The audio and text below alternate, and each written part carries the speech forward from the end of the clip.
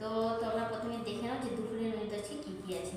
তো এখানে প্লেন ভাত আছে, এখানে ধনে পাতা আর মটরশুঁটিতে বাটা, আর আছে এখানে বেগুন ভাজা, এখানে আছে যে মাছের একটা সবজি, আর আছে এই যে আলু দিয়ে একটা পাতলা ঝোল আছে, আর এখানে আছে স্যালাড। তো পেঁয়াজ আছে, টমেটো আছে, তারপর শসা আছে, সব দিয়ে একটা স্যালাড বানিয়েছি। তো চলো খাওয়াটা শুরু করে দিই।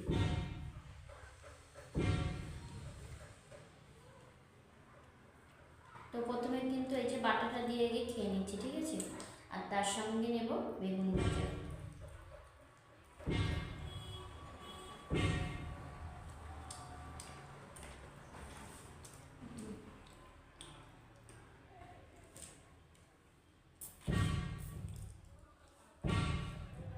এখানে যে মাছও আছে,